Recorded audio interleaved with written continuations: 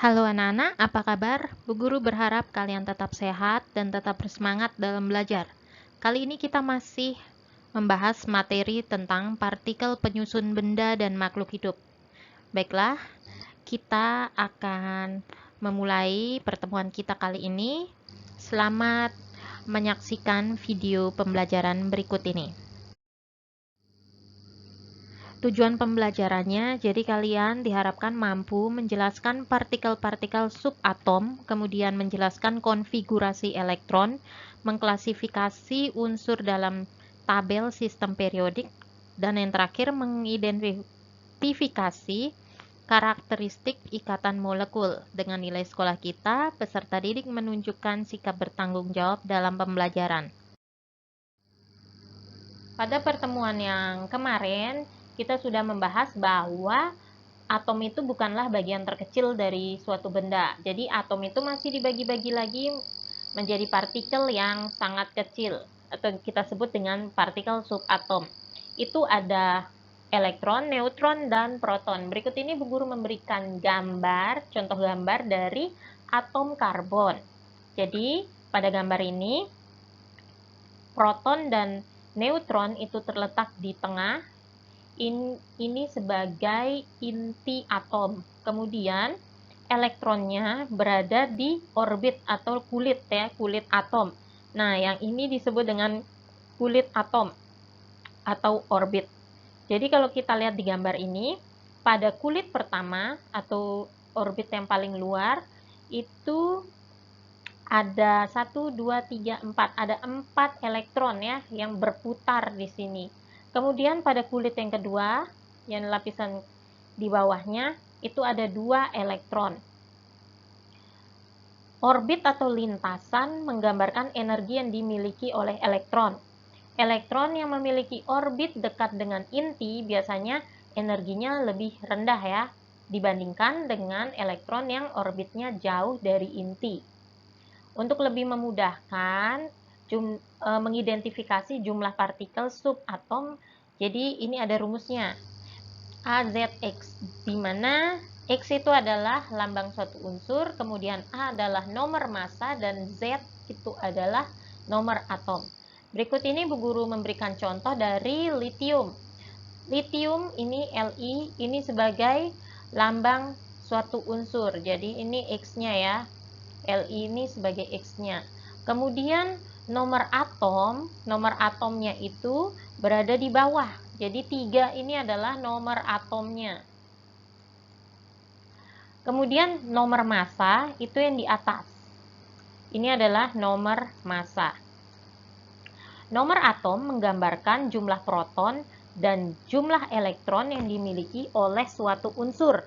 Sedangkan selisih nomor massa dan nomor atom menunjukkan jumlah neutron yang dimiliki oleh suatu unsur tersebut.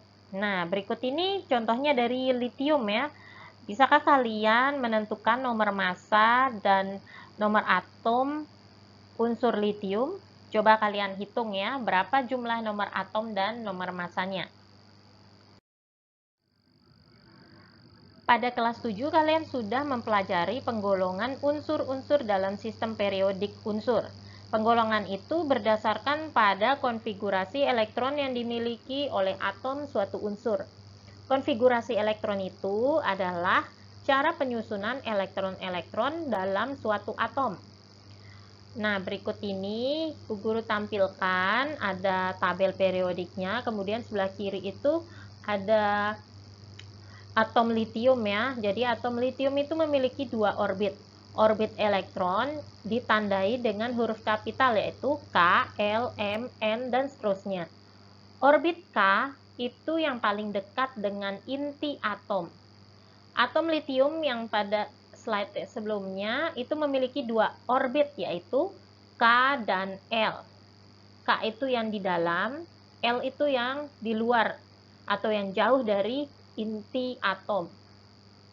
Nah, elektron yang terletak pada orbit paling luar itu disebut dengan elektron valensi.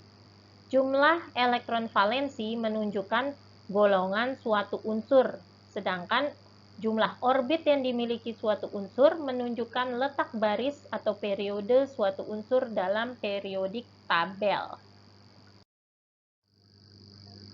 Berikut ini adalah tabel konfigurasi elektron dari berbagai unsur. Jadi makhluk hidup dan benda mati di dunia ini tersusun atas atom-atom. Kebanyakan dari atom-atom tersebut tidak berdiri sendiri, melainkan berikatan dengan atom sejenis atau atom dari unsur lain membentuk molekul atau kristal. Contohnya di sini Bu Guru tampilkan ada molekul air H2O yang terbuat dari 2 atom hidrogen yang berikatan dengan 1 atom oksigen atau O. Molekul gas oksigen O2 terbuat dari 2 atom oksigen yang berikatan. Nah, bagaimana cara berikatan dari atom-atom tersebut? Jadi, cara berikatannya itu ada 2, ikatan ion dan ikatan kovalen. Berikut ini kita akan membahas pembentukan molekul ikatan ion. Nah, Bu Guru memberikan contoh molekul dari NaCl atau garam dapur ya. Jadi unsur penyusun dari garam dapur ini adalah natrium dan klor. Keduanya berikatan secara ionik. Natrium cenderung melepaskan 1 elektron valensi pada kulit ketiga agar menyerupai konfigurasi elektron dari neon. Elektron ini diberikan pada klor yang hanya memiliki 7 elektron valensi. Untuk stabil, klor membutuhkan tambahan 1 elektron agar menyerupai konfigurasi argon. Kehilangan 1 elektron menyebabkan natrium bermuatan positif atau kation. Sebaliknya, klor bermuatan negatif atau anion karena mendapat tambahan 1 elektron.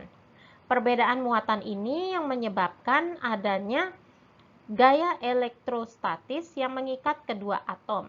Kation dan anion tersusun selang-seling secara teratur membentuk kristal garam.